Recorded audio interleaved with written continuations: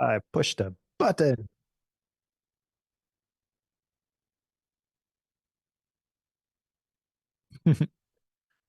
Oh, I had another thought, by the way, with the go live stuff with YouTube. Oh, gotta turn that audio off. It's playing in the background. Hear myself. You know how ATP does like the bootleg? We could.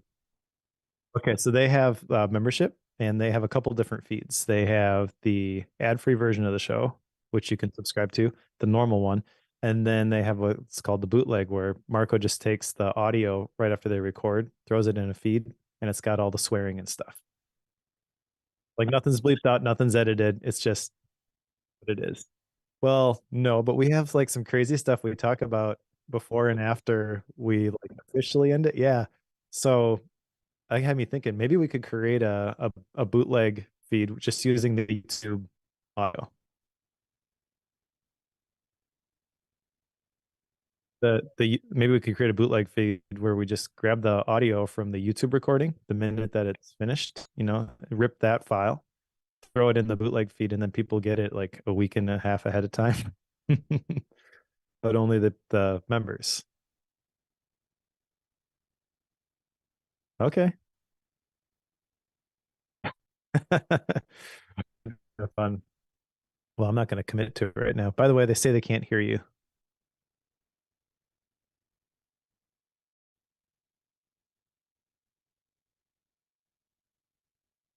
Blake says this bootleg would just be me talking. But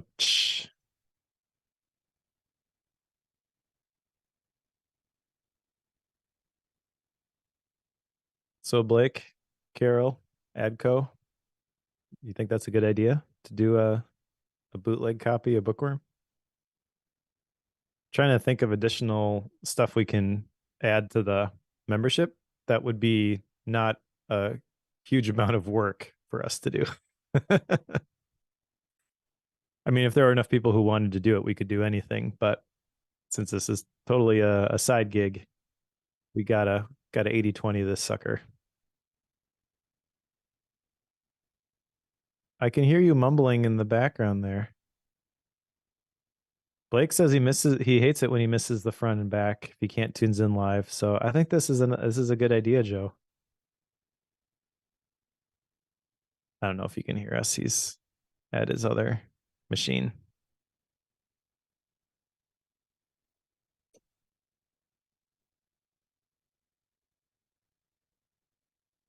Where did Joe go? Oh, the stream element spot is running. Must have done something.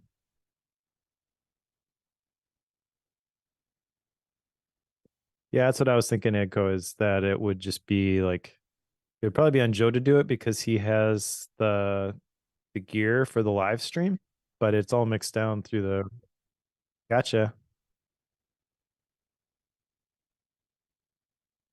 Joe's having problems with his audio. What I was saying though is that Joe has the streaming gear, which normally works correctly, mixing it all down into the channels for YouTube, right? So if he's able to record that when he hits go, then perhaps we could just throw that up in a feed right after we're done. Theoretically, I guess there's the recordings on YouTube, but I prefer audio to YouTube. So I'm assuming there would be other people who would prefer to just download it and listen to it rather than have to load up the YouTube app and watch it. Or maybe I'm just weird.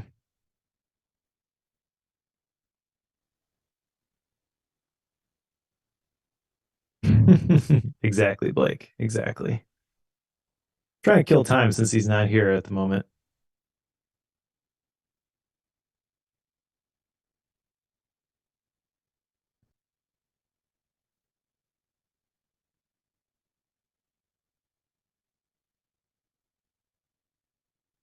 Oh, the Creative Act doesn't have the show notes in the feed. Sorry about that, Paul. Hmm.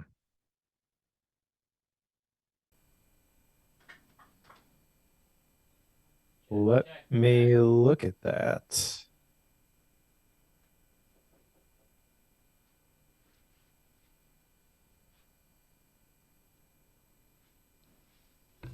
The feed for the pro show is a little bit different. Um, I probably forgot to copy and paste the notes from WordPress into the Libsyn piece when I What? did the pro show. How could you do such a thing? Well, didn't make it to my checklist yet. I did it the first time and I forgot the second time. Can people hear me? It shows up on the Hopefully. thingy over there, but I don't know that for certain. So somebody give me some peace of mind at the moment. Blake Well, I thinks he hear heard me. you. Yes, but you heard Show is me. live. The beard Yes, the speaks. beard speaks. Yeah, while you were gone troubleshooting, people like the idea of the bootleg. Really? Yeah. So, I mean, it's a handful of people, but small sample size here with the people live, but basically everyone here thought it was a great idea. So I guess the this would be on you though. This would be basically taking the audio from the Rodecaster, it sounds like, or right after the YouTube is done and throwing it up in a feed. But if you're willing to do that, I think we should at least check it out. We don't need to commit to anything here right now, but Well, if that's the case, let me do this quick. I have, let's see. I don't know that I can catch both of them. Because whenever I do the Roadcaster, I mute your line. Okay. Otherwise, Well, it ends up over there. what about downloading the YouTube video and like ripping out the audio? That would work too, I guess. Or I record it locally over there. I record the video locally too. So I could Okay. pull I mean, yeah, the that's audio really off of all we that. need is yeah, that'd be cool. And then where does it go? It would have to be another feed, A third one? a third one. Yeah. Man, you guys, I was gone for like 3 minutes. We created a whole bunch more work for And you you. got all of this stuff figured out super fast. What's with that? Okay, Yeah. so let me get my marching orders. Why this is becoming a thing. Well, you Um, don't need to write anything. Don't commit to anything right now. We'll talk about this more later. I okay, just think it's cool that people think this is a cool idea. And I think it would be fun too. Um, okay. so to the reason we're talking about this, by the way, in response to Black McBain, who had the question, where do you all stream? Uh, right now it's YouTube, but we are in the process of moving everything to Circle. And I just this morning was transferring hundreds of my book notes over to Circle. By the time this goes live, that should be good to go. I think. Famous last words. I just jinxed it probably. Probably. But Circle's way better, and it does have some live streaming stuff embedded with it. So I don't know that this would. I don't know. Hopefully, it plays nice with YouTube, and we can just make it easy. But all this stuff is kind of up in the air because we're switching systems. Yeah, and that's the hard part with it. So I think we're gonna be Blake. You were on it today. Did you drink coffee before you showed up in the chat? What's the deal, dude? Um, the trying to think. There's just a lot of stuff that's gonna end up moving. So trying to like, let's get this moved over. Let's get that moved over. How are recommendations gonna work? How are like what is migrating? What's not? Like Mm-hmm. that's the tricky part with all of it. So stay tuned. We'll Yep. let you know. We Yep. will circle back, Blake. Ha! It's terrible. It's terrible, It terrible, terrible.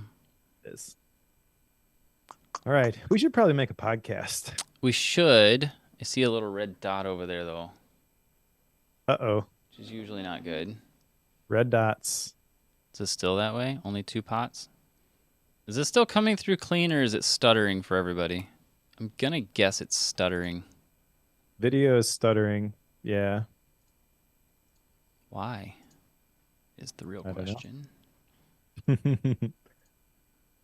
Yeah, we should do a test live stream with Circle because I don't know exactly how it'll work with all your gear, but my guess is going to be that it's way simpler and you're not going to have to worry about nearly as much stuff if we did that.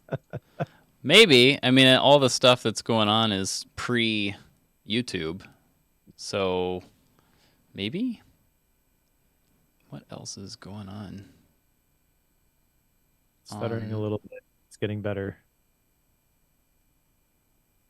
I don't know that it's gonna. What is going on here right now? Da, da, da, da, da, da.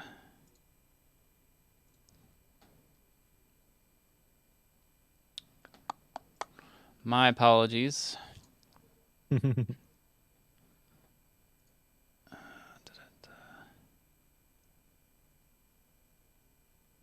Trying to Not the locate. smoothest video, but not stuttering. All right, let's do this.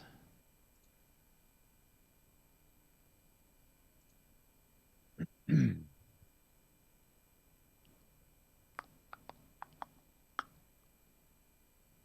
you ever noticed SetApp sometimes will just consume tons of bandwidth? And I've Uh, never really figured out why.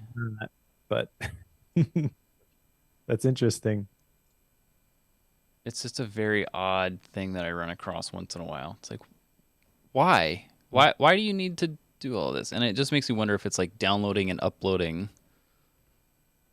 just tons. Maybe. It's like I don't understand that. Okay. Maybe. I think we should just go for it.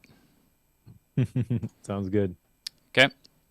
So let me see. I gotta get my starting point before we jump in here. That way I'm not on the wrong thing. Did I send out the tweet? I don't know. Do I need to send out a tweet? I tweeted this morning. Deep cut right there. I will quick. I know we gotta get moving.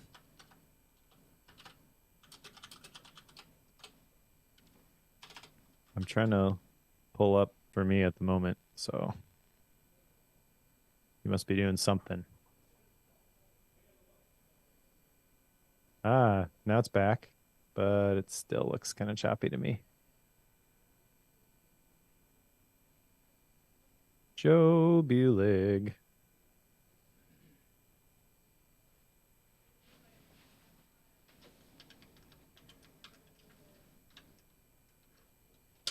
Welcome back. Thanks.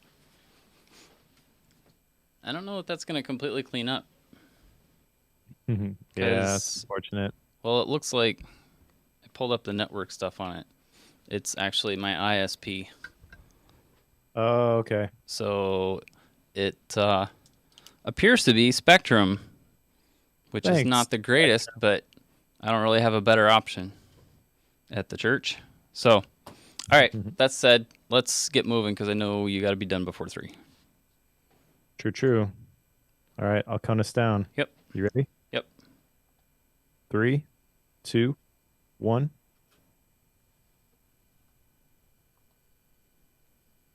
So I got a fancy new thing to show you, Mike. Ooh, let's see. And it's going to be a little unfortunate for the actual podcast, but I got this really cool thing that my wife made me, which is a leather cover for my lake term. Nice. And she actually made this, which is quite the thing. The part that I like about this, you probably hear some of that on the thing, is that it's got like a pin loop underneath of the clasp on the thing. Very nice. I'm very much a fan of this thing because she knows how obsessed I am about this, and I am attempting to see if I can get her to make some more of them so that she could sell them. And that's why I'm bringing it up, because she wants to know if people are interested in it. Yeah, Blake mentions like my wife has been posting it on Instagram as she's been working on it. So anyway, it's kind of a cool thing, but I'm pretty stoked about it. She's gotten very good at the leather craft, I will say. So very, very excited to see her doing that. It's kind of fun to watch. But anyway. Yeah, I saw a couple pictures come across too. This looks great.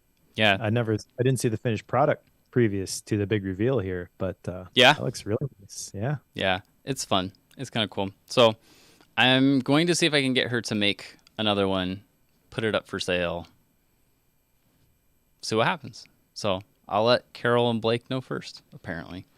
So there you You go. could do there's a guy who wrote a book, The Anti-Net, I think. Um, it's basically like an analog Zettelkasten Okay. book. And it's like 700 pages or something, and you can only buy it directly from the guy who wrote it. Okay. Yeah. It was recommended to us by somebody in the club, Okay. and I bought the book, so I'm on this guy's mailing list now, and he had a analog Zettelkasten that he was selling to his email list, and it was the one and only. Like this is the only one that he was going to make, and he sold it for hundreds, if not thousands of dollars. I forget what it actually went for because I had absolutely no interest in it. But it was interesting. The framing was like, this is the one. So if you want it, like click here to sign up, Yep. and then I'll let you know when it goes for sale. And you got like an hour to get it. Otherwise, it's moving to the next person. You could do the same thing with this. I suppose we could. I know there's going to be like a minimum cost on it just because of like it's real leather, so the thing costs quite a bit. So just a forewarning, but it's pretty cool. Right. It's pretty cool.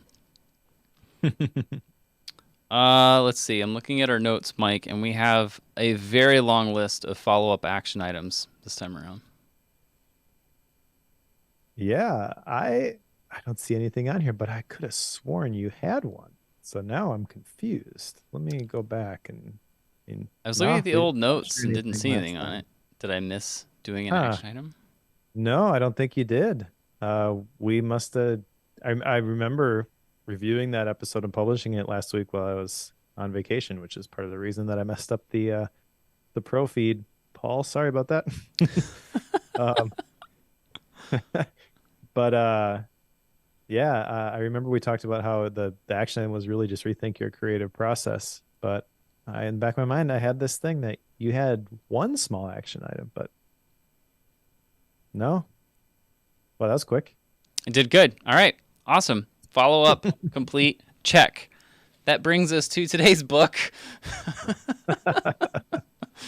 So this will Okay, be we're gonna need the extra time for this one it's probably. possible, yeah. So this will be an interesting conversation and probably very animated at times. The Future is Analog. This is by David Sachs. He is also the author of The Revenge of Analog, which I read a few years ago. And this is, you think about it as kind of a debrief of the human experience of what it was like to go through lockdown during the pandemic and why some things worked and why some things didn't. Probably a little more heavily weighted on why things didn't go the way we thought they should.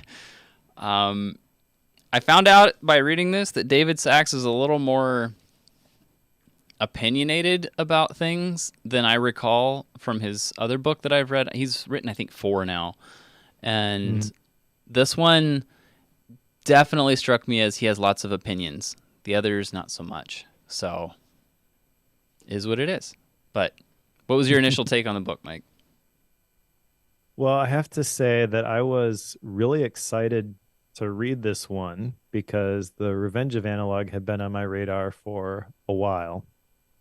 However, this was basically an I told you so for everything that happened in COVID. And that was unfortunate.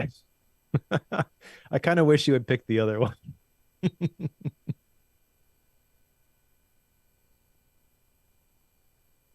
Oh, I lost your audio.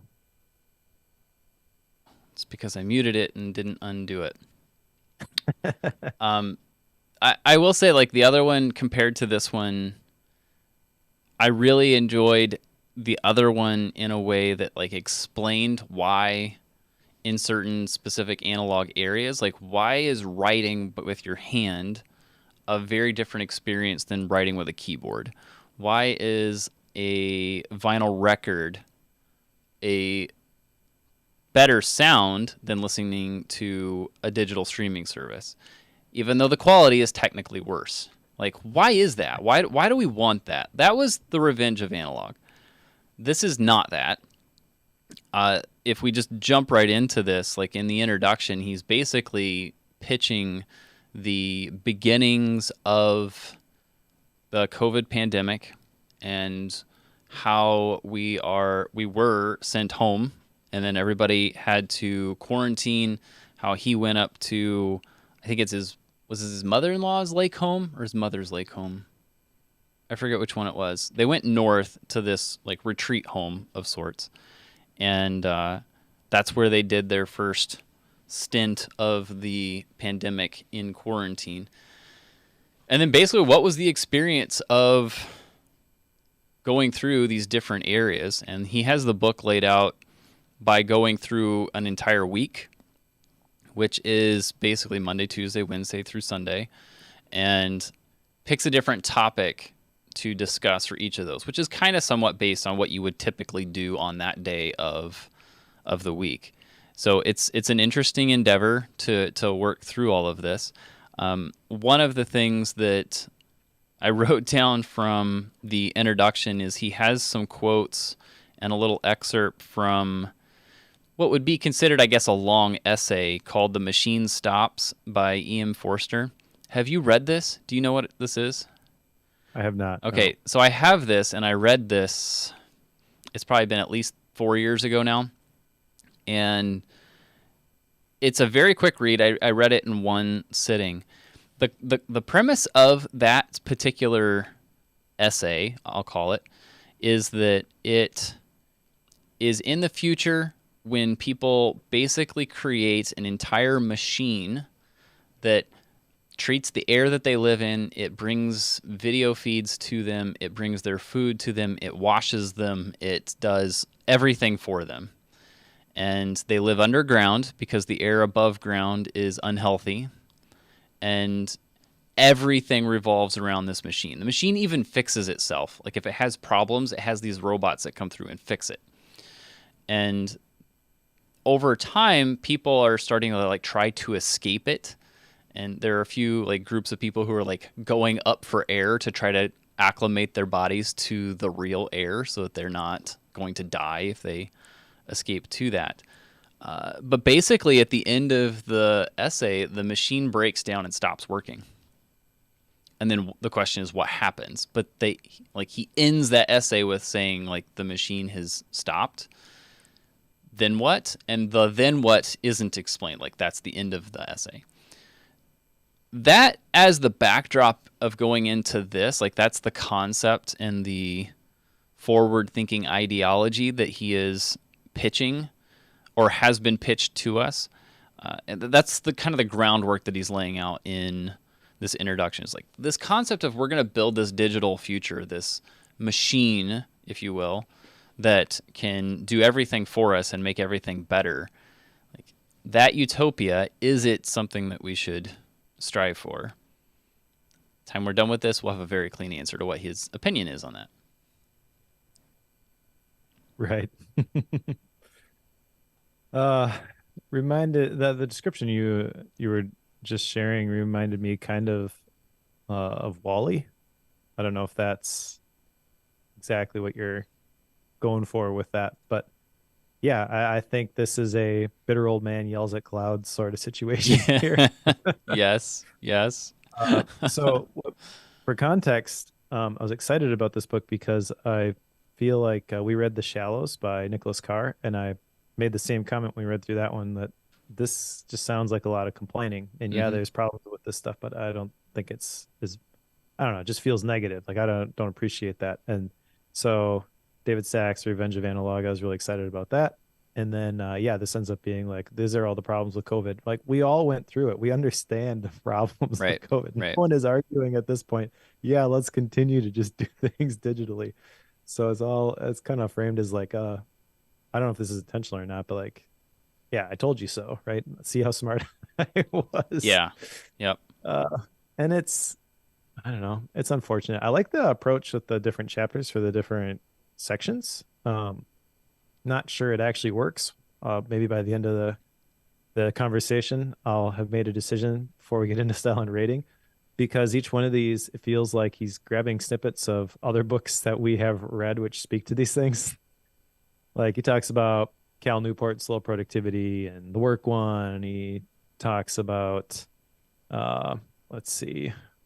There were a couple other specific ones. You mentioned Sherry Turkle before, so that like reclaiming conversation. Um, he talked about blanking on the other ones. There were like three or four different ones. Basically, every time I went through a chapter, I was like, oh, he's referencing this other book that we read, which is like a deep dive on this, Right. which is just talked about in right, there's a recent book where like, oh, we didn't really deep enough yet. Slow productivity hasn't been written. Yeah, I realize that, but that's like a concept that Cal's been talking about for years with like the deep work and stuff like that. Right. So I I don't know. I guess it makes sense to tackle analog and all these different domains, but yeah, maybe we just jump into these one by one, and maybe you can change my mind about some of this stuff. Fair enough. Yeah, so let's jump into the first one, and I'll do my best to kind of explain some of the background for each of these. But the first one is Monday. The thing that people do on Monday is they go back to work for the week, right? So he talks about work and working from home. And this, I think, could be interesting knowing that you work from home. I certainly do not. And I have worked from home extensively in the past. But what he gets at is that whenever people went into lockdown and went home to work, like people bought the cameras, they bought the microphones, they did all the things, but sitting on Zoom meetings all day long, technically you got productivity done. Like that was with a lot of stats. If you remember like all the news articles, like productivity has skyrocketed. The question mark that he poses is how are you defining that term? Yep. Because there are a lot of places that would say that their productivity has dropped, if not completely stopped, and that the technicality of getting things accomplished typically would include responding to Slack messages, doing email, and sitting on Zoom. Like that would qualify as getting work done. But the creative side of it, which we've talked about a lot lately, is like the creative process. Areas where they had that as a focal point would just completely fail and had all sorts of issues. And he talks a little bit about why that is. But I'm curious what your thoughts are on, Mike, like some of this. This is a big problem. Working from home is terrible concept. Knowing that you work from home, how did you take this? Dare I ask? An introvert working from home. Let's Yep. frame that. Yep. Fair enough. Um, so I recognize that there are issues with just being remote, and there are a lot of organizations that um, they were forced to go home. They had an office previously, and they have to rethink how they do things. So that's a different conversation than like a lot of the work experience that I have had, which has been primarily remote before the uh the pandemic. So I appreciate the fact that like some people had to just completely figure this out from scratch, and that is where things went awry, I feel. I don't think it's necessarily impossible to have a productive remote work experience. I've been doing that for the last several years. Even the job I took uh, with the day job now, that is completely remote. The thing when you're doing remote though is that you do still need to have, and I do emphasize need. If you are going to really function together as a team, you need human interaction. And so I've seen the way this has worked previously is every couple of months, every quarter with agent efficiency, every cycle with Blanc Media, I would fly to the location. We would just hang out and do our quarterly planning. Like there's some stuff that happens there, but the majority of it is just you're building relationships with people. And you can't really quantify how that helps all the other work that you do together, but it is necessary, I feel. I don't think you have to do it on a set schedule, but people they do need that connection. When you don't have that, and then you couple that with people who don't know how to work remote, you have a terrible situation. I remember working with Sean and doing a discourse call with some people, and they were complaining about their working remote, and the boss is basically the way that the they handled the situation was everybody worked remote, and the C-level executives all had their 8 hour meeting every day, and they required everybody to be there so that they were heard. And then they logged off and okay, great, we got a lot done today. And everyone else was freaking out because they were also expected to continue to do all the other crank all the widgets that were required for their job, right? And now they had to learn how to do that off hours. And so definitely like complete lack of empathy there in certain Yeah. situations. And I think the situation kind of could could facilitate that if you're not careful. But that's really a working with jerks problem. I mean, those were issues that existed before the pandemic, and they just were hidden behind some some analog process. I think anyone who's smart and cares is able to overcome those obstacles, but that doesn't mean that that's a lot of people's experience. You're going to fall into that stuff if people don't care. People don't care. So, Yeah. I know that like when we went into the lockdown period, like I was one of those people that didn't really affect at all because I was at the church trying to like build all the equipment and the gear for the live streaming and stuff, which was the lifeblood of the church at the time. And there was one particular day I remember very vividly because my boss decided we were going to do our normal staff meeting like we did typically. And so we jumped on Zoom, and I was at the building, everybody else was at home. I still had a lot of stuff I needed to get done, so I put in my wireless earbuds and then was sometimes in front of the camera, sometimes not, but I left my mic on because there were ways I could mute and unmute it while I was moving around, so if they asked me a question, I could respond even though they couldn't see me, blah, blah, blah. Anyway, the meeting lasted like an hour and a half, and you're instantly smiling because everybody knows an hour and a half on Zoom is torture. And there were lots of, okay, let's go around the room. And like all of the pauses and the waiting and the talking was just, it was hard. And I think everybody felt that.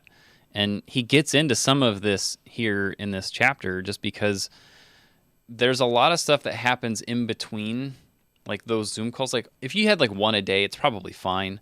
When it's all day, then there's so much that you're not seeing and that you're not experiencing together. Like we're doing this recording over Zoom, right? So like I can see Mike, I can see his head, I can see his headphones, I can see some of what's behind him in a bookcase, but I know what's to his left in that room because I've been in that room before, but it's probably either clean or dirty or things have been moved around. Who knows? Like things could be different than what I remember them as, but he can see it right now, right? So like you can see that, Mike, but yep. I can't see it. So you couldn't reference something on, say, the table because I can't see it. It would be a whole process of you getting it to show it to me, right? So we don't have a truly shared experience because we're not in the same room. Like you have no idea that I have security cameras sitting on the floor in front of me, but if you were in this room together, you would know that instantly. Like that sort of thing changes the entire environment. So like yes, we're on a video call together, but you're only catching a very small subset of the communication and the experience together. That's the part that's missing. Now expand that to if you're in a creative work environment, silly, dumb stuff like your commute, as much as we bemoan those, is actually very valuable because you, like he calls out, you tend to see a lot of small things and they help inform some maybe decision-making things that you're working through, or it gives you an idea for a specific article or an architecture idea. Like it gives you a lot of ideas. So being able to go through some of those seemingly mundane processes that you feel like are a waste of time actually are helpful. We just don't necessarily realize that. To me, that was a very important part of this particular chapter. That and what was the other one? The craft piece which he had towards the end of this. He started talking about like craft beer, but ultimately, like if you give people, the concept was that if you give people the freedom and trust them to do their job, help them to hone their craft, they'll do a good job. But if you're constantly wanting to like do check-ins and do meetings and constantly keep an eye on them and manage them and not give them that freedom, then craft tends to fail or fall apart. So anyway, work from home doesn't always Yeah, work, Mike. I feel like this one, the book that we've covered that speaks to this topic is Digital Body Language. Yeah, that's true. Um, because you're right, we don't have the shared context. I don't think that's completely necessary. What you really need is alignment on the rules of engagement. And that's where, like, when you're coming from, we used to meet in an office and now we're doing this virtually. And what do we do? Like, that's where you have the big gaps in the Zoom call that lasts an hour and a half. But it doesn't have to last an hour and a half. I mean, we do daily stand ups with the day job, and there's a very specific format that we follow. Even though we have 12 team members, we're done in 15 minutes where people share, this is what I'm working on, this is where I'm stuck. We discuss real briefly how we get that person unstuck, but everybody kind of knows, like, if I'm stuck with something that I'm waiting on Joe for, I'm going to bring that up in the huddle, and no one else is going to speak at that moment. Joe is going to respond, and he's going to say, this is where it's at, or I will get to that right after the call. By end of day, this will be done, that kind of stuff. So it's sort of like dancing, I guess. Like, there's give and take there. You have to recognize when it's your turn to do something and when it's not. And what he's describing painfully in all of these chapters is the video awkwardness of all these different situations. And he's right. In a lot of them, it's just like, you can't do a book club virtually. Maybe you can, because we do that. But like the one that he's describing, where everybody is close friends, and part of it is that they're enjoying some alcoholic beverages together, and so like that changes the interactions. Like, of course, that's something totally different than a video we stream on YouTube. If that's what you're after with that, then yeah, you have to take some intention and consideration in crafting the environment where you want that sort of stuff to happen. Now, that doesn't appeal to me at all, to be honest. So I don't know. He's bemoaning the fact that he's lost this kind of stuff.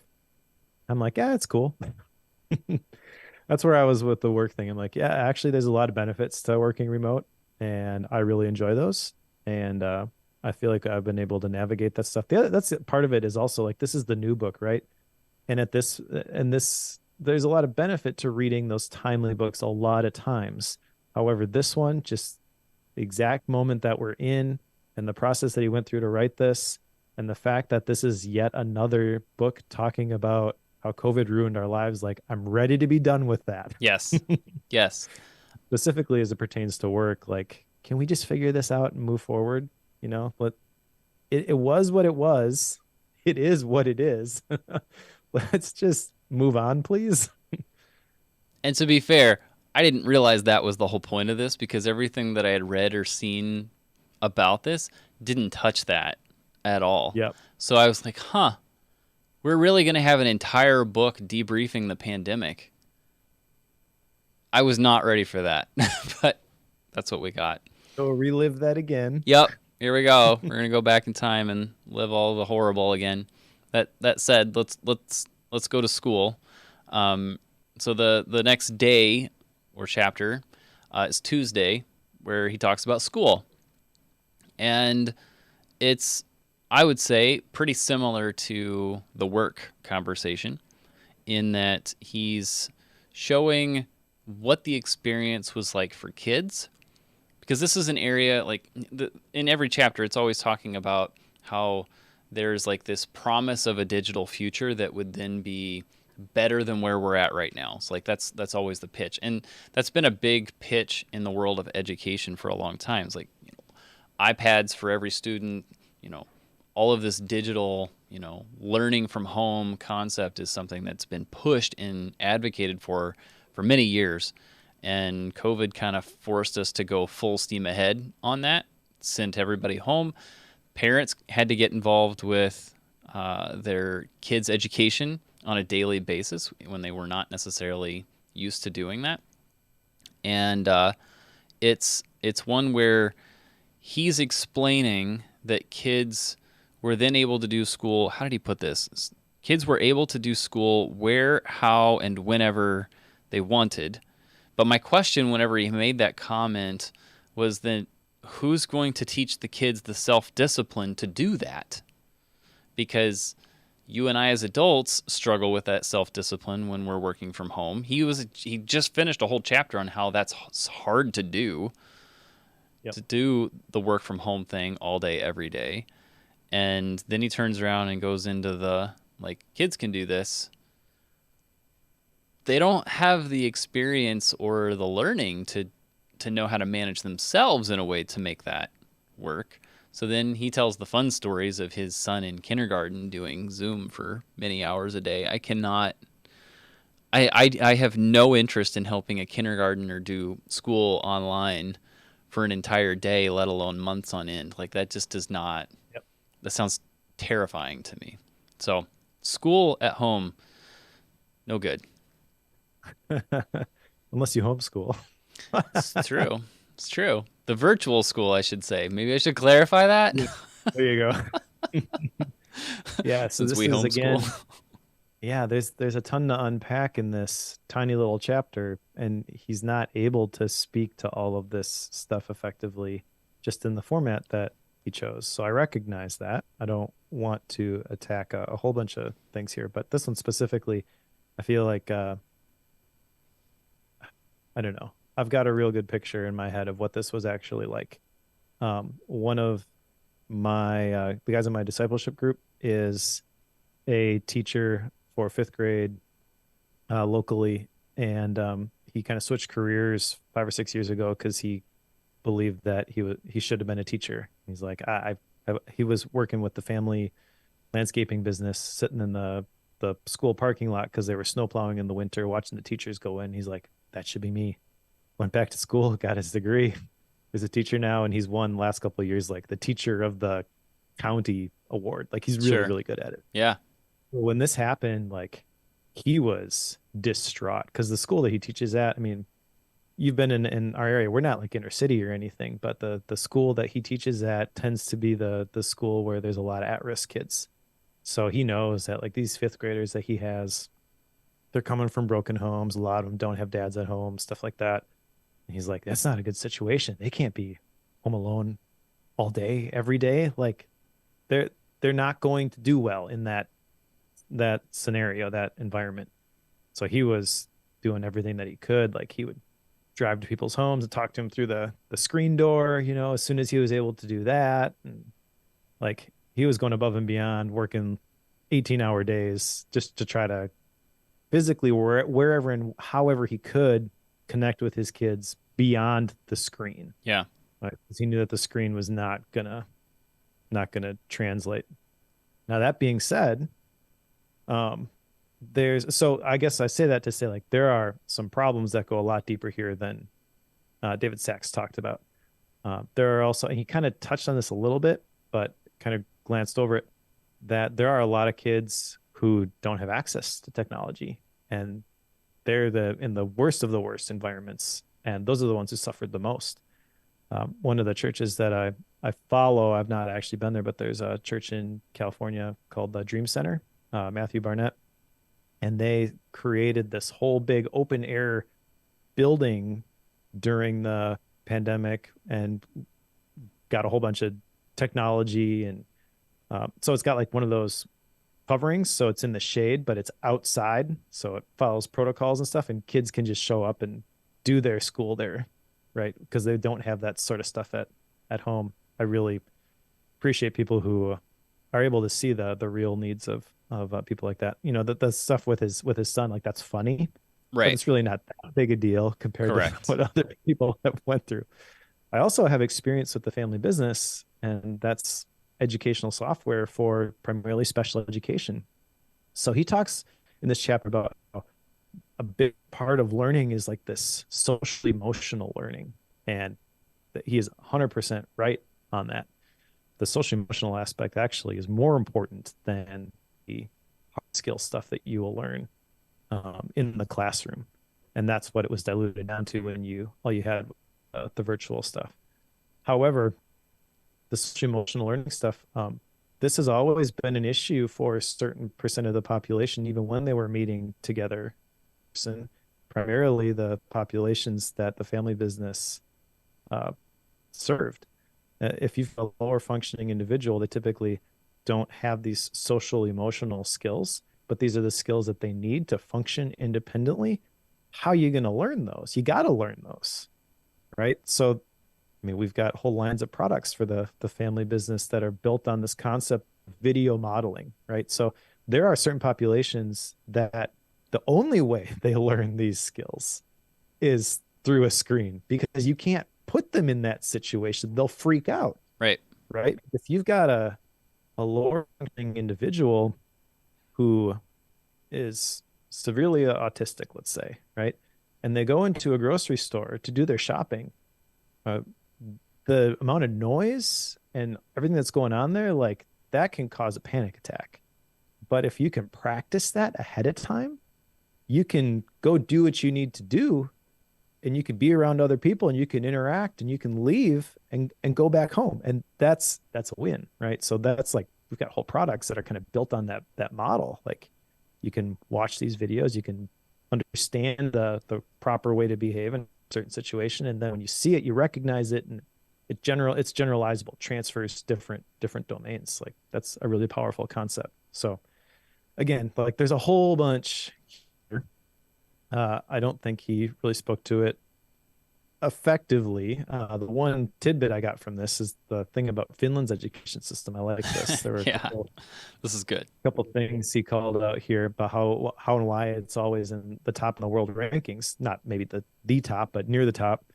Their academic instruction starts later. There's almost no homework. There's no standardized testing, and teachers have autonomy. They have the trust of the organization that whatever they're going to do is going to be right for the kids. That's awesome. I love that kind of stuff. And that's the thing that reminds me a lot of homeschooling, honestly. I mean, not that you have no process, but that's the thing people are always worried about. It's like, well, you're not a certified teacher. How are you going to make sure your kids have all these skills? I'm like, don't worry about it. They're going to be better off. And that's hard for some people to understand. Yeah, it's tough for people to grasp. It was uncanny to me how many people helped their kids with the virtual school, and then the next semester or the next school year started homeschooling. Like, just done. Like, if I'm going to be teaching my kids anyway, I might as well do all of it. Like, that was the mentality. So it completely changed things for them. I know one of the quotes that he had in here, I think it was his daughter, said that the digital virtual school is all of the work and none of the fun because they just Yeah. didn't have the interactions with their fellow classmates. And I know that, like, for a number of students, that's a good thing.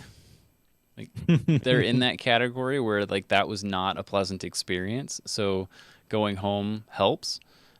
So there are those, but broadly speaking, it became a bigger issue, which kind of leads us into the next piece here, which is on Wednesday, where we get to talk about commerce. This one actually opened my eyes a little bit to some things that were going on that I don't think I really knew about. Like, I knew some of it, but not all of it. The biggest part that he's talking about here, and he kind of talks about this in the school, and you kind of alluded to it as well, as like the divides that already existed got exacerbated, like they got even worse. So, like we were talking about the divide between the haves and the have-nots in school got even wider, just because if you had good computers and you had a good internet connection, it would be like you could afford those things. Well, then that meant that you were in a better place to do well with school. But if you didn't have the ability to afford that, now it's an even bigger problem when you can't even connect to the teacher at all. And a similar thing happened in the world of commerce with small businesses and big corporations. The scale thing meant that Amazon and Walmart did wonderfully well, but your small mom and pop shops close their doors because they can't make it. And you start to take that to like restaurants who were forced to shut their doors and started using delivery services that were eventually taking advantage of them and taking all of the profits and leaving them making food for them for free. So all of this gets to be a bigger and bigger problem on the overall economy, just because whenever all of that starts to go away, like when your small mom and pops and your small little coffee shops and stuff can't make it, where do you go when you can meet with people? Like we've pretty much belabored this already. We're going to continue to belabor it because it's what the whole book's about. It's like the connection with other people face to face is a big deal. And if you don't have places to do that, like it gets tough. So this world of commerce, one of the notes I wrote down, I'd never heard of this book. Was it Bookshop? My notes are a little Yeah. hard to read. I'd not heard of this. I feel like I should have heard of this. But it's essentially a group that helps small book distributors, book publishers. Drawing a Local blank. bookstores, basically. Yeah, basically it makes it easy for them to sell books online. Like think of it that way. And I feel like that's something I need to do some looking into. It's like, why have I not heard of this? But it would be a good thing to do. Anyway, there are all these places that are starting to and have been working towards the process of helping you to support small businesses in your local community as opposed to supporting the big mega corporations. And it's those little companies, those little groups that have a much, how do I say that? They have a much better connection to their local community in that, like the example he gave of surfing in Toronto, which just kind of messed with my head a little bit. It's like surfing in Toronto. People do, Yeah. how do you do that? He explains that later on in a different chapter. It has to do with like high winds on a lake in winter, basically, it seems like. Just did not sound fun at all. But whenever he needed to get a wetsuit, like he did all sorts of research online and just could not figure out what it was he needed to do. He finally called a local surf shop, which that again blew my mind that there's a surf shop in Toronto. And the guy walked him through like, oh, well, if you're doing this and this is what you need. This is your build. Here's what you need. And it's like, absolutely, I'm buying from you. Because that expertise piece is missing when you go online. And you don't get to have that personal connection that helps you work through those details. So I get that in some ways it's better to buy from bigger companies. Like I'm probably not stopping my use of Amazon anytime soon. But I also know that there are a lot of local places that I frequent that have expertise that I need some help with. So trying to support them instead of the megacorps can be a positive thing. Yeah, I like the idea of being able to shop online and support local businesses. I've got an action item to check out Bookshop, which I've looked at the website, and I don't know, looks interesting. As long as the book isn't twice as expensive, I'll Right? probably try to Right? order one of the next ones from this. I looked up my next book on Bookshop, and it's not available there, so that's not an option. But maybe down the road, I'll use this site. I also like to support local businesses whenever I can. I have never thought to myself, well, I'm going to go buy a book at a local bookstore as opposed to ordering it off of Amazon. There are a couple local bookstores near me. And if I am in a place where there is a little bookstore like that that has things that I am interested in, I will tend to buy something there to support it. I'm thinking of Between the Lines, right? That's the name of the one in Woodstock. That sounds right. I I think think so. so. Yep. I'll look it up and I'll put it in the show notes. I like that bookstore. The stuff that they have there, I could buy off of Amazon, but when I'm there, I like to support the local bookstore. I've got a little pin on my backpack that says "Fight Evil, Read Books." I bought that at that bookstore. But around me, they're like, I don't even know what they're because there's typically different genres that are represented by these local bookstores, and none of them are really the ones that I'm interested at are near me. So I tend not to go to those places. But I will buy my pens from Anderson Pens Right. You know, uh, during the pandemic, there were a couple of restaurants that we really liked that we tried to get food from them uh, frequently, not because we needed to, because we were so busy. We had nothing but time, but we wanted to support them because people weren't eating in there anymore. Whole big section of this chapter is how bad those third party delivery services were, which Yeah. I kind of knew, but like as a reader of that information, what are you going to do with that? Like, you going to go talk to your local company, be like, hey, you shouldn't use this. You should use this other company. They're well aware, believe me. Yep. They know what the problems are. And so I don't know, like, what's the tactical takeaway from this? It's probably just support your local business regardless of who they use for their delivery, right? Yep. So I don't know. This was one I didn't, other than checking out Bookshop, I'm not quite sure what to do with this information. This one was one that I don't really have takeaways because this is something I've been doing for a long time. By takeaways, I mean action items. Because I know that, like, for example, I tend to do a decent amount of my own mechanic work on our vehicles. Right now, I'm in the middle of a check engine light issue on our truck. And I know what the problem is. I know what part I need because I was able to get the code off of it and all the things. I could order it online and have it at my door the next day. But instead, I know that a local shop has the part because I called them, and I'm gonna go pick it up probably tomorrow. But I want to do that because I know that the guys who work there can walk me through the stuff that I need to know and when I'm doing that particular replacement. It's not just a simple unscrew it, screw it back in, and you're done. It's a whole process I've got to go through to fix this.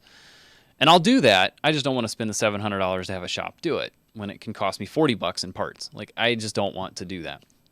So I know that if I go shop at that place, they can walk me through. Their expertise becomes what I'm paying for. I might pay a few dollars more there than what I could get it for online. It's totally worth it to me. And that's just one instance. Like, I've got a big soundboard project I'm in the middle of. I bought it from our system from a local guy that I've worked with a number of times because he has the expertise. I could get the same stuff maybe a little bit cheaper if I bought it myself, but again, I'm getting his expertise in the process. So to me, like, that's the piece that sticks out. It's like that whole somebody who knows what they're doing and being able to get access to them and their knowledge. Like, that's a big deal in some arenas. But if it's something like this very specific book I need to get bought, like, whether I buy it at a local place or not, it doesn't really matter. It's just pure price to me at that point. Isn't it obvious though when you want to go to those places and get the feedback? Because I mean, like the scenario for that for me would be like musical gear. Oh yeah, yeah, The local place that everybody would go to, even though it's not local, is like Guitar Center. I hate going in there. I would rather order something online than go to Guitar Center. yep, But there is a local store that I love because the people there know their stuff. yep, And when I wanted to buy a thin line Telecaster because I wanted, or no, it was a Acoustasonic Telecaster because I wanted the ability to do acoustic and electric. The guy there's like, you really don't want that. That's not a very good guitar. If you want an acoustic, get an acoustic. If you want electric, get an electric. This one's bad at both. It's like, if you really want the Telly, but you want to occasionally play acoustic, this is what you do. You buy the thin line Telly, so you got the acoustic semi hollow body, right? And then you get a piezo pickup and you plug it directly into an acoustic off-board amp. I was like, oh, that's amazing. That's such a great idea.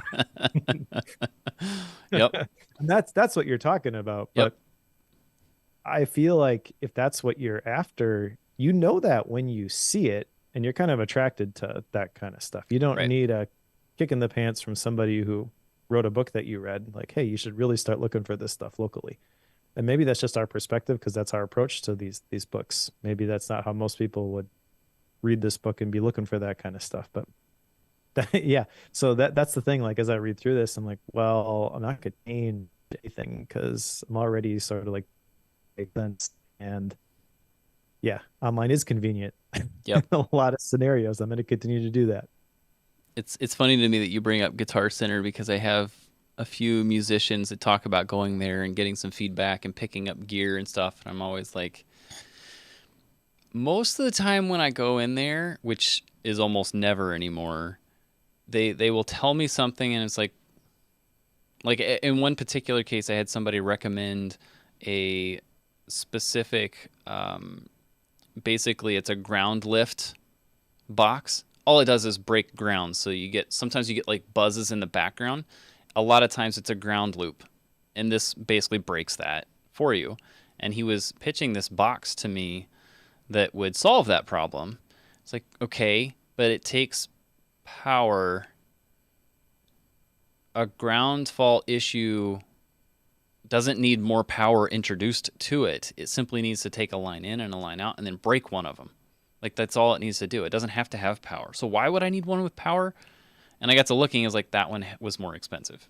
So it's like, okay. And then it's like that just didn't make sense to me. So what I've run across is, and I now know that that particular box, and I'm not mentioning what it is because you don't ever need it.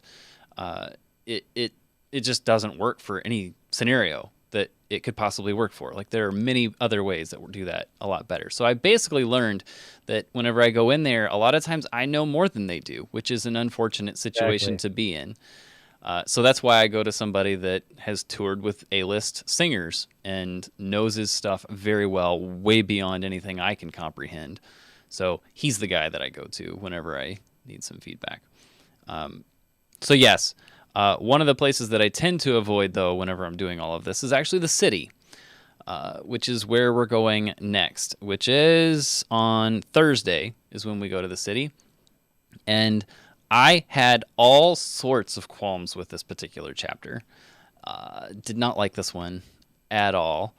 And some of that might be because of the way he started this particular one, but he ends up talking about like smart cities and like this digital promise of everything fully connected, electric cars that are autonomous and stuff. And although we think that's a cool thing, we've learned that, the more that type of thing happens, it doesn't actually decrease traffic. It actually increases traffic just because of, it makes it easy. Like take Uber, for example. Like in theory, it would mean fewer people have vehicles on the road because they're leaving their cars at home. But what actually happens is the Uber drivers they're not going to park somewhere and pay for parking. So they just keep driving until somebody pings them for another ride. So there's actually more cars on the road because of that. But he starts this particular chapter, and I wrote this quote down because it just bugged me, and I'll explain why after I read this. But anyway, he says that cities at their core are a critical mass of brain power that naturally generates ideas, innovation, and energy by sheer physical proximity. And I don't think I would argue with him on that. I would simply argue with the quality of all of those things. Like, what quality of ideas, what quality of innovation, what quality of energy are you talking about when you're talking about people to people? Because, yes, there is a lot of physical proximity, but I'm saying this as a farm kid who grew up on many thousands of acres at my disposal and not only seeing one house in like a mile radius, like that was it. And just having access to tons and tons of open space where if you went outside, you didn't hear an airplane. You didn't hear cars unless there was one that happened to be going by on the highway that was a half a mile away. Like, you just didn't hear that stuff. And then whenever we moved to Minnesota, we bought a house in a little suburb, in a little subdivision, right? Like you do, on a third of an acre. And over the span of like 8 years, like my stress levels just constantly went up and up and up. And I only know this because we eventually bought 5 acres and moved away from it. And I know that having moved, like there's way more peace in my brain just because I'm not in all of that all the time. And there's not so much stuff in the background constantly. Now, either that's the problem that cities create, or that's a disconnect between cities and Joe's personality. Like it's going to be one of those two things. I like to think it's the former. A lot of people would tell me it's the latter. But regardless, his whole section is talking about like what cities have to offer and how good that is. And every time he brought that up, it just made me cringe. It's like, no, that's not good. Maybe I'm just being an introvert. Who knows? Mm, I don't know. Uh, I feel like I see both sides of this for a long time. Um, in college specifically, I was pretty adamant that I wanted to live in a city, just because there is a different energy there. There are different groups of people that assemble in cities that you won't find other places. Um, but there's a lot of benefit from the large open spaces as well. Uh, Kind of where I live now is neither of those things. I've got the suburbs with the people around here who typically don't care about Apple tech or productivity and like think I'm weird because I make podcasts, and when I worked online, they didn't think I really had a job. Yep. Yeah. So I'm kind of in like the worst sweet spot of those overlapping circles, I guess.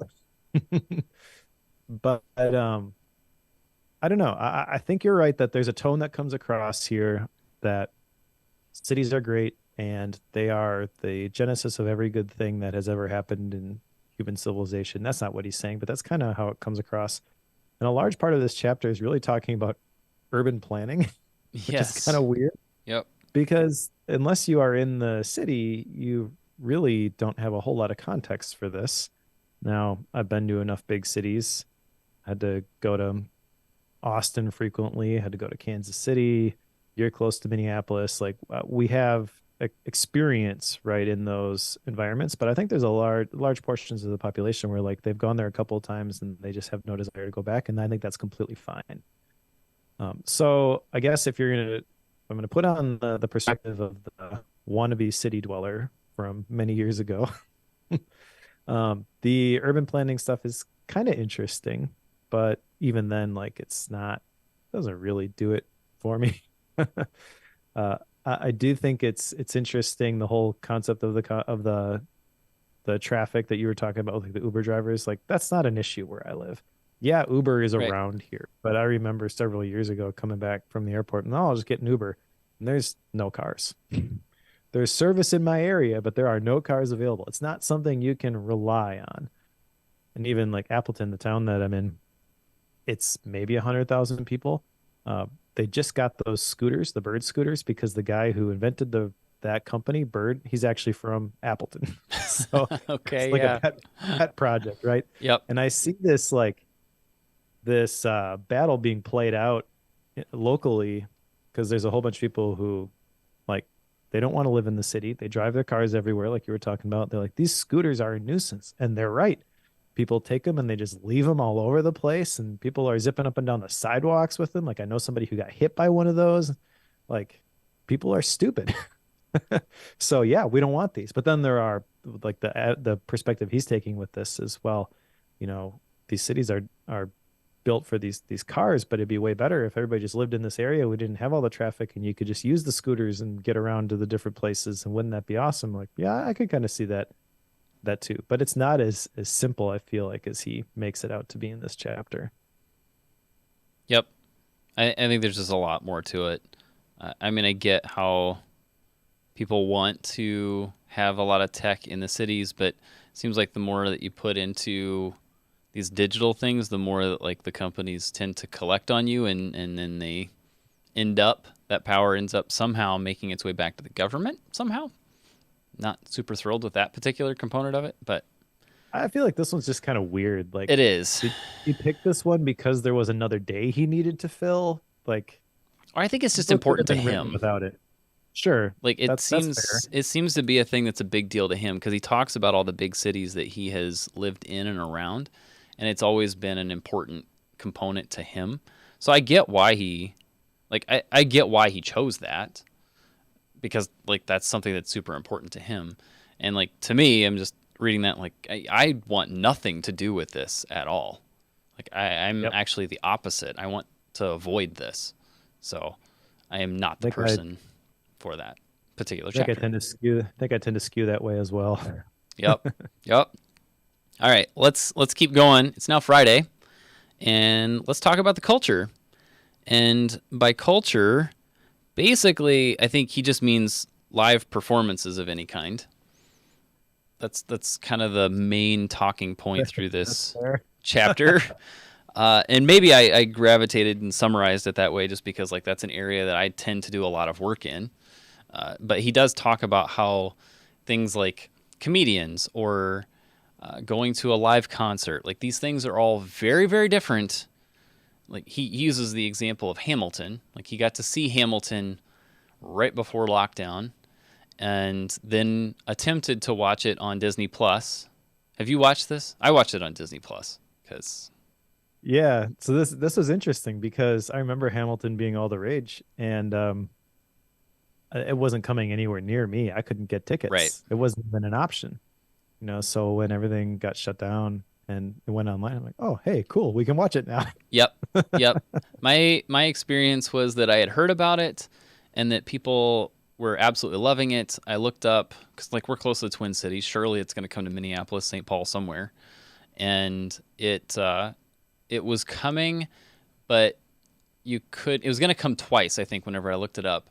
And you couldn't get tickets to the first one and the second one was like 18 months out and they were going to be like close to $100 a ticket. I was like, that's not my style. Like it's way too steep for me. But a free Yeah. So trial on Disney Plus, I will do. for context here, he was at Hamilton. Yes. It was during the intermission when the NBA season got canceled. And I remember that event specifically. Yep. Like the teams came out, they warmed up, and then they just left. Yep. And everyone was like, whoa, what the heck is this? So he's talking about how they're at this show. It's during intermission. Everybody gets the message that the NBA season has been canceled. And now they're going back in to finish watching the show. Yep. And that is the entry point into now everything is online. Correct. So Yep. I feel like he feels it more than we did. Correct. Yeah. I know that, you know, first off, Hamilton's a great show. If you haven't seen it, I feel like you should go watch it on Disney Plus. And the thing that he gets into is how like these live performances that went online, like people that went to Twitch or they went to like live streaming and like all of these things, comedians, it wasn't the same because like they're performing in front of a camera and like I can tell you all sorts of things that are wrong. Like you're in front of the camera, you don't have the audience in front of you. You're feeding off of the audience. There's also like take the Hamilton performance. Like I know that whenever you're in a room like that, it feels different. Not necessarily because the cameras and the sound system and stuff are different, but just literally because the volume that they're able to crank those speakers is much higher than what you're going to be able to do at home in 99% of cases. Like most people do not have a sound system that's going to be able to rival that. Like we just had a comedy night at our church and watching a comedian live in the room with him is very different than me watching it on YouTube.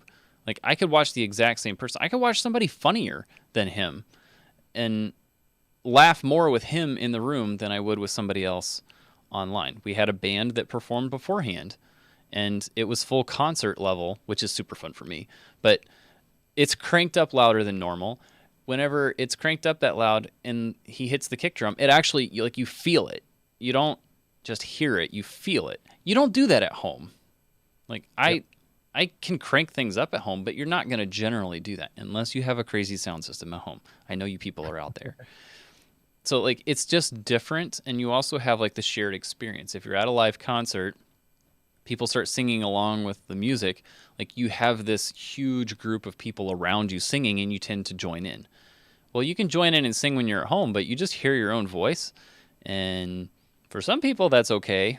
For a lot of people, they don't like hearing themselves sing. So that's a bad experience. So anyway, I can go on and on about this one. This one kind of got me triggered a little bit, but it's one that like, yes, it's very different live than watching it online or watching a recording of something. So I totally get how this could be a bad experience trying to watch everything on a screen. I understand that part of it, and I agree with it completely. I mean, I grew up playing violin. I've played with different symphonies and orchestras, and there's just something about being in that place together, doing the thing that, yeah, you get to a whole nother heightened level of experience. I agree. So I agree with a lot of like the performance aspects of everything that he's talking about here, and how like when you're watching something online, the second you close the screen, you're alone. I know somebody who is in the New Orleans area, and during the pandemic, they started just like doing this on a smaller scale outside their house. Oh yeah, I They heard about these things. Yeah. rooftop jazz concerts. Yep. And he was doing them for a couple of weeks, and then all of a sudden the cops showed up, and he thought they were going to get shut down, and the cops were like, this is really cool. So they did it for like a year and a half. So that's cool. Like those are the kind of things that people need to bring stuff together. However, that's like one avenue of this. And like the fact that these Grammy winning produce like musicians, like it feels different online and it's not the same to them, and they miss the old thing. That's not necessarily well, I shouldn't say it's not all bad, right? The fact that you don't need to have an amazing band and have a contract with a producer in order to make music and share it online is not a bad thing. And like Twitch streaming, the stuff that we're doing right now, like there are hurdles that if we were doing this the old way and the people in the big halls and things like that, there are like hurdles that will never, obstacles we'll never be able to overcome in order to perform in those arenas. So the fact that we can do it digitally, I think that's awesome. And I think it makes it a lot more accessible for a lot of people who don't have access to the resources that they need, don't have the right people to open the doors for them in those other types of scenarios. So I don't think this is all bad. I think you got to see both sides of this. I, However, yes, you should meet in person whenever you can. And one other thing with this, which I was really disappointed, because this whole thing about like it's different when you're there together, that applies to church. There's a whole separate section, chapter 7, Sunday Soul, where I thought he was going to talk about this, but that's really just get outside. correct. Yes. So there's like a whole chapter that should be written on that specific piece of it, I feel, because I mean, you work at a church, you ran the live stream. You would probably agree, like it's different. The religious experience is different when you meet together as opposed to when you have to tune in because you're not feeling well and you don't want to Yeah. bring stuff to the building, right? But bringing yourself to the building should be the default whenever possible. Yeah. That's actually why, like, I think I've got everybody on board with this. We actually treat our live stream as if it doesn't exist. Like, a lot of churches will acknowledge, like, and thanks for those of you who are online joining us today. It's like, we don't do that because I don't want you to be a first class citizen if you're just on the live stream, because that doesn't count. So you might be upset with me if you disagree with me on that, but frankly, like, that's not, like, you're missing so much of the actual point that I Our don't even want to relationship acknowledge it. there. Like, it's Yeah, there. exactly. We still do it every week. I have a lot of people that say that they start coming to the church just because they were able to watch the live stream. It's actually an anxiety thing I've found for a lot of people. Like, we have a Sure. lot of people who are brand new to the faith, brand new to the church, who can quote unquote try church, if you will, to figure out what is that service like and what do people wear, because you can see a few people, and what is the pastor going to do, when is the service over, like how do I know when to do what. And people have a lot of anxiety over that type of thing, and being able to watch a service or two online before you come to the building for the first time seems to help people with that. I don't want to discount that. I've got people who are shut-ins who Yep. can't get out, like I get that. But when I have people that say that, well, I was tired when I got up, so I just made some bacon and eggs and turned on the live stream and watched it at home. It's like, shame on you. Like, that's that's my viewpoint. Anyway, I can get heated over that one. Let's go to Saturday because it's way more fun to talk about. Well, real quick, the one last thing with this, because I think this leads into Saturday, Okay. but like my pastors have shared, like, because our church has had services on the local television station for like 20 years, Yeah. right? So occasionally they'll get people who pass away, and it's like, who do you want to facilitate your service? And they're like, oh, my pastor is And my pastor's like, I have no idea who this person is. Right. Right. The most awkward thing. It's like I'm supposed to do a eulogy for somebody that I've never actually met. Yep. Yep. Right? That relationship component, that is the height of the religious It's a experience. It's big the deal. community, right? So, and that's kind of what he's talking about chapter five, not at all what he's talking about chapter seven. So now let's go to chapter six Okay, instead. so chapter 6 is conversation, and he starts this off, and there's a little bit of a section here where it talks about like what is conversation. It's a very brief part, but there's three components that he identifies, and I've heard this in a bunch of different ways. Sometimes it's three pieces, sometimes it's five, but in this particular case, he's referring to when you're having a conversation. There are three components that lead to that conversation being like three different levels of that. One is the language you're using. So like right now, you can hear my voice. You can catch the tone of my voice. That's the second one. So you can hear the words. You can hear the tone with which I'm sharing these words.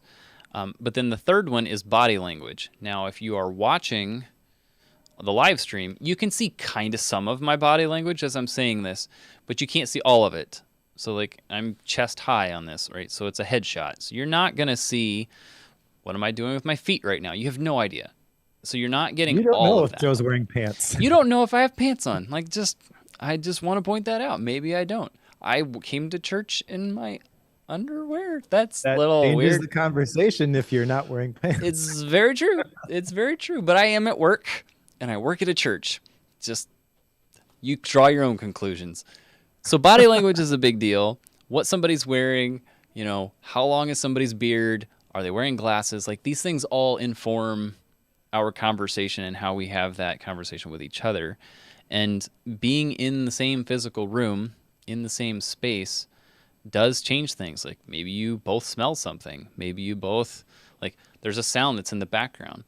Mike's got his fancy microphone. So if something hits the room door, he hears it, but we don't. If that happens here, you would hear it through my mic because this place is noisy.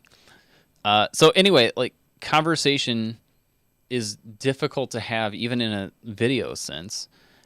So much so that he even points out that he's not sure he would actually call it a conversation. He would just call it communication. It's like you're not actually engaging and developing empathy and relationship with each other. It's purely sharing of facts back and forth. And I don't know that I would say he's completely wrong. I don't think he's necessarily happy about all of this. I think he's just jaded when he's writing this and maybe just taking it a little bit too far.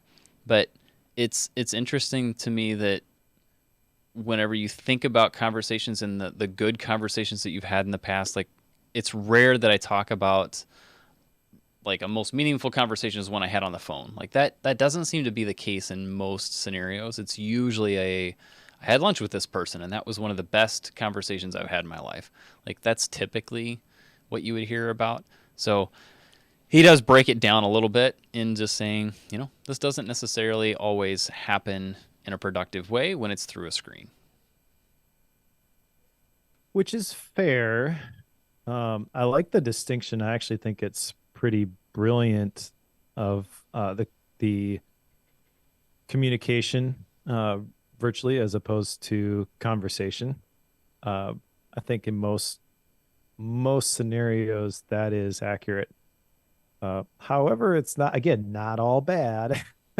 I remember during the pandemic when people were really wanting this sort of thing.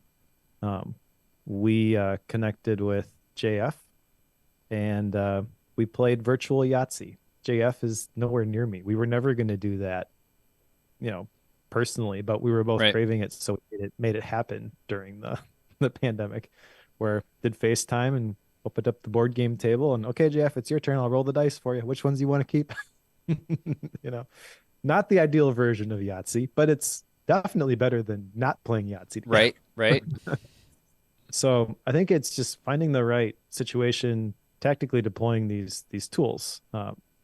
Again, maybe if you're in a city and you just everyone that you care about is within walking distance, like this is the that is a scenario that you could create. I don't know that it's not possible for me. My parents are currently in Florida, we were there last week visiting them, and it was great being able to be together. But I'm not gonna just like not talk to them until they're back home, right? We're gonna connect virtually Right. because I care about them. So, uh, I don't know. This chapter is where he brings up the Sherry Turkle stuff, and that was a great book. I feel like you should go back and listen to that conversation rather than try to like rehab it here. Yes. Uh, the other thing I got out of this one, got whatever. Like he talked about the the negative aspects of social media.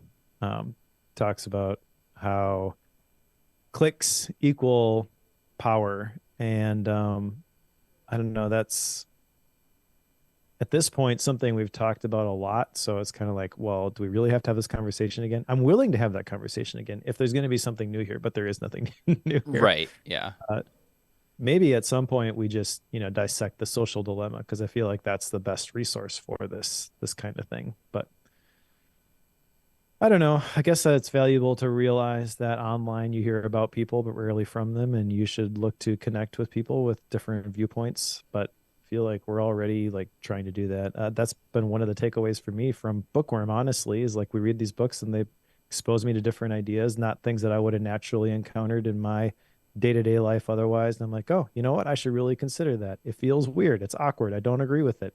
I should lean into it, right? Even though it makes me a little bit uncomfortable. And if you do that, I feel like your online experience ends up being a lot better. I just want to point out that like the point you made about when family is away, because I have family that's a long ways away, and phone calls and video calls, like they're great at filling gaps, I think. But Yeah, we always know that that's what it's doing. It's filling a gap until we see each other face to face. Like that's the point. good point. And that relationship is much deeper and extensive whenever we do meet in person. And it can be extended and have a little bit of an effect whenever you're doing all the video stuff. Like, again, that's definitely something that can fill that gap. But again, it's not like if that's all you're given, like, and you have none of the actual in person at all ever, like it gets tough. So it's tough when it's not just a gap filler; it is the end in itself. But that's the thing is like I don't know that anybody after the pandemic is going to argue that every interaction should be virtual. Correct. So this is a weird time to be making this argument. Yep. It feels like it made a lot more sense coming from Sherry Turkle when we read Reclaiming Conversation before all of this. Right? Yep. Well, let's go to Sunday where we don't talk about church, at least not really. And he talks about soul. And honestly, I had a hard time nailing down what he was getting at here, because in my head, like this is a layup, like this is an easy one. I say that knowing that I'm a church person, so it's like, okay, well, this is an easy thing, and then he doesn't go there. Uh, Well, he's Jewish, so Correct. Yeah, so he talks about Sunday being the day when people, put on their exercise clothes and do a good workout or go on hikes, get outside. This was an area that he seems to have not really struggled with a whole lot, because he did do, he would disconnect. So again, you mentioned he is Jewish and has had this habit of disconnecting on Sunday for a long time. I guess for him it was Shabbat, so it would have been Saturday. I don't remember what he said. Is it Sunday that he does that, or is it Saturday? good question. I caught the Shabbat, but I didn't catch the specifics of when exactly it Yeah, happened. he said something about making his challah bread on Friday, going into Saturday, but then he was on Sunday. Maybe he's just making a cultural change for us. Anyway, regardless, he has a day when he disconnects and he turns off his phones, his computers, all the things, and they don't do tech. And that is something that I know I've done in the past. It's actually kind of tricky for me working at a church, because so many people will text or call me on Sunday morning when I'm there at work, like running sound or something. So like I'm between services and they need to get a hold of me because the printer's busted. So like stuff like that does happen. So I can't really do that on a Sunday morning, but I definitely could do that whenever I get home from church and shut things off and just be done then. So like that's something that I've got as an action item. That's my My my action item for the book is to do a tech shutdown on Sunday afternoon, and that's something that I know a lot of people do and have a lot of success with, and it can be super helpful. So just kind of getting that break. But again, if we come back to the book, he does talk about how like nature being the true healer, and going for walks, going for hikes, getting outside, no matter how cold it is, I don't know how much snow's on the ground. Like go outside, it's okay, and it can be a bit of a healing process. So again, not really a religious chapter like I was expecting. Yep, agreed. I agree with all of the stuff about getting outside. That was something that I determined to do very early on in 2020. I think it was late March when I decided I was going to get outside for either a run or a bike ride every single day. And I did that from the end of March until the end of October. So rain or shine, I either biked. My bike route is 8.5 miles, or I went for at least a couple mile run. I logged hundreds and hundreds of miles that year.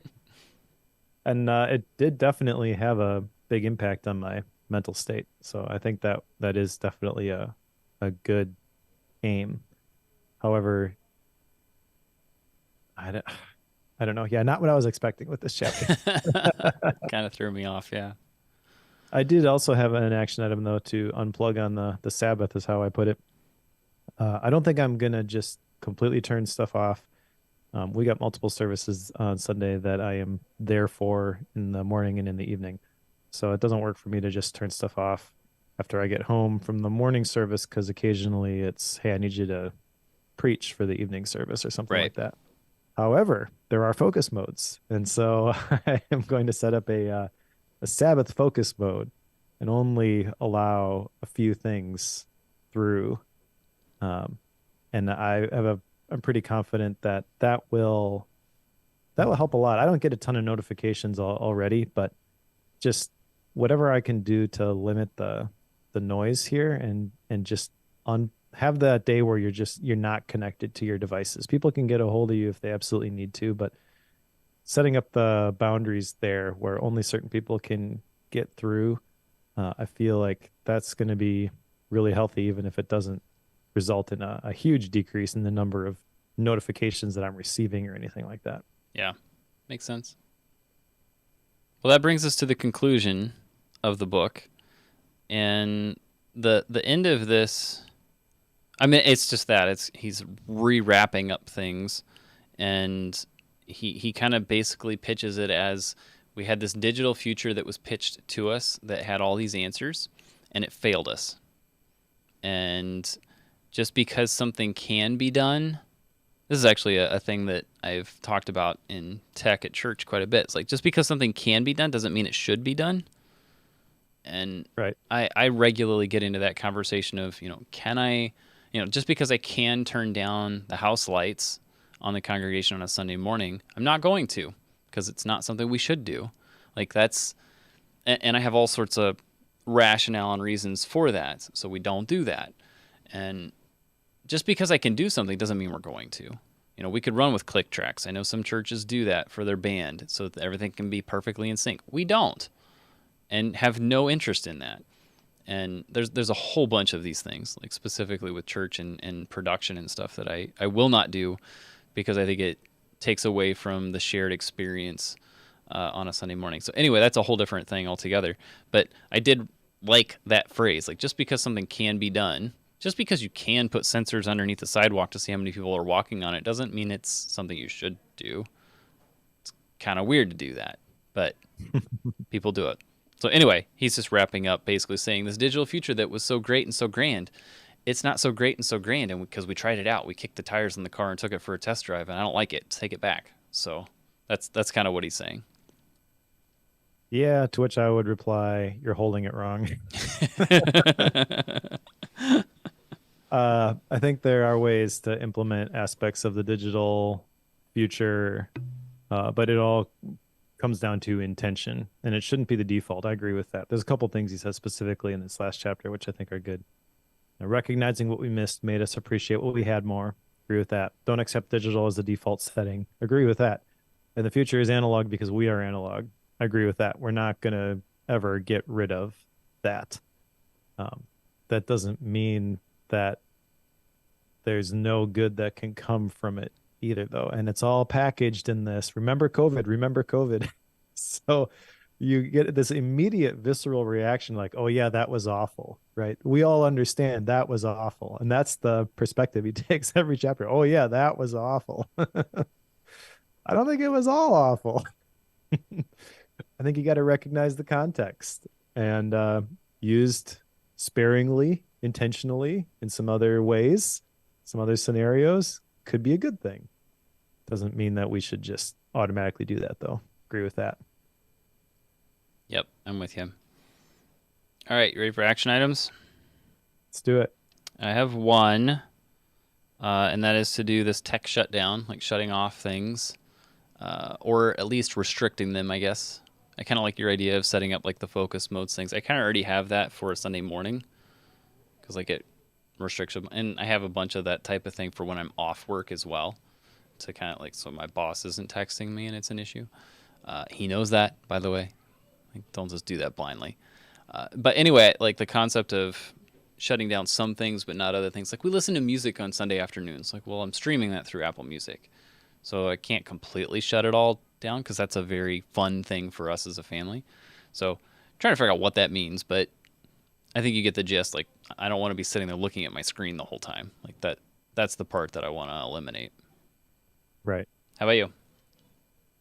Yeah, I agree with that. And that's one of my action items as well is to unplug on the Sabbath, as you kind of just talked about. I do have that other one though to check out Bookshop.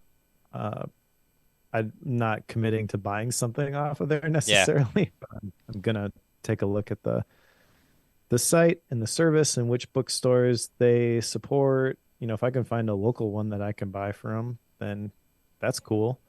And I think there's something to be said about just buying from a local shop, even if it's not the one where you happen to be. I know Austin Kleon is really involved with, is it Book People? I think that's the one in sounds Austin. right. Yeah.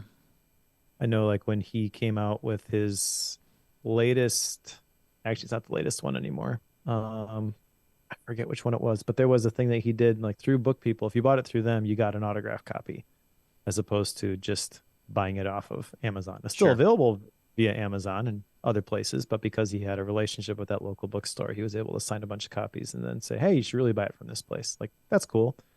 I like that. But if it's more of a pain to get the books that I want to read, I do that frequently enough. I'm not going to go out of my way Right. to say that I did this. Well, style and rating. For style, I will say he has an interesting style actually. I think it's changed quite a bit since the last book I read by him. Because I went back and looked at it a little bit just as like, did he used to do this? But he didn't. He's changed his style quite a bit. But he has a lot of scenarios where he's saying that, and this was something that went wrong. And then he has this long list of things that are examples of that. And it's not like 4 or 5, it's like 15 to 20 things that he lists. And it's like an entire page worth of examples. It's not necessarily bad. It just got to be like, this is a lot. Like, you're kind of upset right now. I kind of wondered if he was doing some angry writing when he wrote this, because he's definitely like old man complaining at times. Like, it's definitely what's going on. So it's an interesting style. Again, it's very story based, so it's, I think, an easy read. As far as like, is he all 100% right? I think he's just upset that things had to be done completely and 100%. Like working from home and being on Zoom all day long. Yeah, that's terrible, but doing a Zoom call a day or every other day and then working from home and being able to work on your craft, that's not necessarily the same. Like that's not necessarily bad. But he kind of pitches it like all working from home is bad. And then when you get to school, like all virtual school is bad. Well, that's not necessarily True. What if somebody's working full time and they're taking a couple classes at night, but it's, on demand sort of thing, so they can do it when they have time? Like, that's a different scenario. Uh, you Yep. know, the commerce piece, the culture pieces, like conversation, all of this stuff, like you can do all of these things in moderation digitally, and it's okay. And again, it can fill a gap. And I think you've brought that up on almost every one of these, Mike, and rightly so, that there is a place for this digitally. And when it's taken in totality and it encompasses every component of it, that's when it gets to be a bit of an issue. So I think he's kind of overreached in that, just because the timing of when this came out was very much pandemic on the heels of. So it's not something that he's far removed from and was writing in the middle of. So I think it's kind of a reaction book. I don't think this is going to age well. Some of these books that we read, like these are perennial books, they're going to last a long time. If you're going to read this one, you're going to have to do it soon so that you don't forget some things. If you wait a couple years, it might get to be where it's a bit too far removed. Maybe a couple years is too soon, but you get my point. As far as how to rate this, there's a lot of stuff in here that's like, yeah, I could see how I want that to be analog. And there's a lot of stuff like, I'm not doing that. Like, I'm still going to buy from Amazon. Like, I'm not going to abandon that. So I think at this particular point, you're wrong, Mike. I'm gonna say I guess. Mike's typing what he thinks I'm gonna rate it as in the notes. I'm gonna put it at 3.5. You're close. He thought I was gonna put it at 3.0, but That's what I had it originally. I got rid of it, put point oh as you started to get more negative in your yes. review. So no, I'm gonna put it at 3.5. I just think that it's overreaching in a lot of ways. It's an interesting read, and again, if you are into reading debriefs of worldwide pandemics, this is a good book to pick up. But at the end of the day, you probably just need to listen to this episode and not worry about the book. What are your thoughts? Well, I originally wanted to rate it at 3.5 as well, because even though I have disagreements and issues with the perspective taken in a lot of the different chapters, he is a pretty good writer and it is an entertaining read. Uh, it's very one-sided, his experience during the pandemic. Yeah, he's talked to a lot of other people and he brings in those little anecdotes, but it's so story-driven from his personal experience. And you can tell that just by like the way that the chapters are set up and things like that. That's not necessarily a bad thing.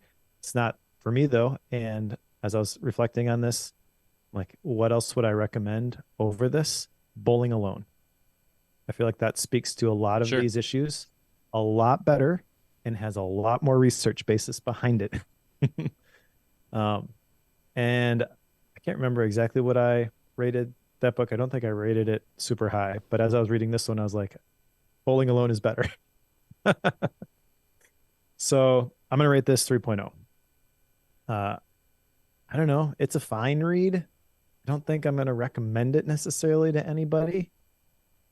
I wish I had read the Revenge of Analog, not just for this episode, but I wish I had that as context. I wish I could line this one up alongside that one. But in terms of when should you do analog things, when should you do digital things, Chris Bailey talks about that better and how to calm your mind. In terms of the sociological, what is this doing to us as a society? Again, Bowling Alone is better. Like, I don't know where this one fits. It just seems kind of weird. And I don't appreciate wrapping it all in the COVID narrative, honestly. I mean, as he's writing it, that's fine. Uh, if I had read this 6 months ago, a year ago, does that change I've been asking myself, does that change my interaction with this book? I don't know that it does, but maybe. So maybe some of this is just timing, but yeah, it's okay. You ranked Bowling Alone at a 3.5. That's what I thought. I Yeah. rated it So, at a 2.5. okay. And it's long. It's not an entertaining read, but I think we read that one before COVID, and I feel like at this point, probably we go back and look at that, kind of like how to read a book, and we're like, man, there was a lot of profound stuff in here. He was right. It's December 2020. Okay, so it was, yeah, it was in the middle of it all. That's right. There was like an addendum sort of thing at the end. This is how this applies to Right. COVID. But I feel like that type of stuff about this is how this is changing communities. That's more that whole perspective is more interesting to me than urban planning. Okay, let's put it on the shelf. What's next, Mike? Next is Master Your Motivation by Susan Fowler, recommendation by Martin. So hopefully this one is good. No, I think it will be. Uh, I've gotten a whole bunch of recommendations from people, by the way, since I've mentioned that I wanted to read a book on motivation. Thank you for those. I've bought several books on this topic. Uh, but yeah, if you give me a good book recommendation, I will buy it. All right, and then after that, I've selected the book 12 Rules for Life, An Antidote to Chaos. This is by Jordan B. Peterson. Have you ever heard of this book? I have. Okay. This is a lightning rod for It controversy. is. Feels very bookwormish. Yep. Yep. So this is one that, you know, Peterson is one of those people that people generally either love or hate. Very few people tend to be in that middle ground. And this book's been out for a little while, and I think it's, what is it, 2018 is when it came out. So anyway, I'm kind of curious. It's kind of a philosophy take on a handful of things, so it should be interesting. That'll be a fun conversation. I have been kind of avoiding this one intentionally. However, now that you've picked it, I'm excited. We're gonna get to talk about it. I'm not gonna lie. This has been on my to read list for a very long time, and I've had it show up many times from recommendations from other people in the last probably 4 months. It's like I feel like maybe I should do this one now. So some people may hate that are doing this book, but I think it'll be an entertaining conversation regardless. It's a long one though. Was it 400 pages? Yep. So get cracking. Yep. Gap books. I read 3 books last week. Whoa. Whoa. Yeah. Most of them are pretty boring. The most interesting one, which is still going to be pretty boring for a lot of people, is this book called Top Grading by Bradford Smart. It's essentially a hiring process. We just went through the Okay. hiring process at the day job, so All right. uh, relevant to me. But I don't know. It's kind of interesting. It's a very different take on the hiring process. I'll summarize it for you so you don't have to buy the book. But in case you do want it, buy it. The link will be in the show notes. Essentially, what you do when you interview people is you open it up with a thread of a reference check by saying, as part of our process, we require that you set up a conversation with one of your former managers or bosses to verify that they will say the same thing about your work as you say. You Whoa. don't actually have to talk to them. You just have to threaten that. And you do it in a way that it's completely legal and stuff like that. But that immediately eliminates all the people, obviously, who are lying on their resumes. That might be just a brilliant thing right there. Interesting. Yep, yep, exactly. Huh. So it's a standard business book. It's like 300 some pages, and that's really all you need out of it. But Interesting. Cool. Well, I have one Gap book I'm in the middle of right now, which is The Cost of Discipleship, Dietrich Bonhoeffer. And I'm not going to go into too much detail here, but I've got a friend of mine that wanted to read it together. So kind of have a quasi book club in person sort of thing going. His initiation, not mine. So anyway, that's kind of what I'm in the middle of right now. nice.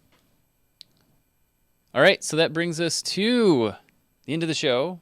But I have a quick announcement before I get too far into this, and that's just that uh, because we're in the middle of this migration of the Bookworm community from, to Circle, there's going to be a post on the existing community probably in the next couple days explaining the process. But basically, if you're a subscribing member, which we're very grateful to you for doing, you're going to get an invite to the new community, which will have basically a free trial for whatever time frame you have left on your existing subscription. And you just need to add a payment method to it. in order for that membership to continue. So you'll get an email with all the stuff on that from us, an invite with all the details.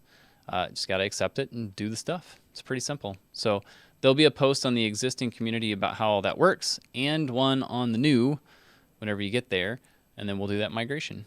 So it should be a pretty simple process. If you have issues, let us know. I'm sure you will. It'd be great.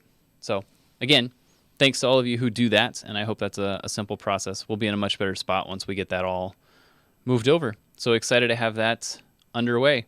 So again, thanks to all of you who are paying members. That link will stay the same for how to get there, bookworm.fm/membership.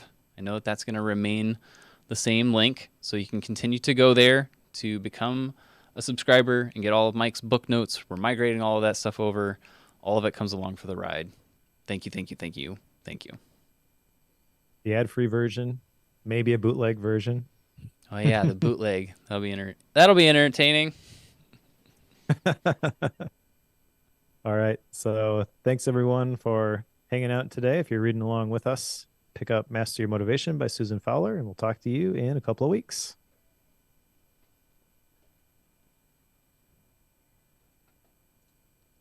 Dun, dun, dun, dun. All right. I know you got to run. I do. So let's get a date here. And then we can say bye. Guess that would be the 23rd. Does that sound right? Yes. Could we go a little earlier that day? Like 1 o'clock? That should be fine. Okay. It's my daughter's birthday, so I'm trying to get home a little early that day. All right. Okay. Cool. Anything we need to tell people before we go? I don't know. Thanks, everyone. Thanks for the feedback on the bootleg version. We're going to make this happen. Unless it's super expensive, then we won't. Sorry. $15, $25 a month, I think is what it would be. Well, I guess, yeah. We'll have to crunch some numbers, see how many people actually make the migration. Maybe that's what we should do. Do the migration, see how many people come along for the ride, and then then add it depending. Right. All right. Bye, all. Thanks for joining us.